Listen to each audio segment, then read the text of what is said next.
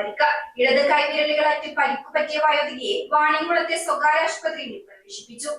വൈദ്യുത ലൈനിൽ നിന്നും പന്നിക്ക് വെച്ച കണിയിലകപ്പെട്ട വയോധികയ്ക്ക് പരിക്ക്. വാണിയംകുളം പനയൂർ ആറമ്പറ്റ വീട്ടിൽ മാലതിക്കാണ് പരിക്കേറ്റത്.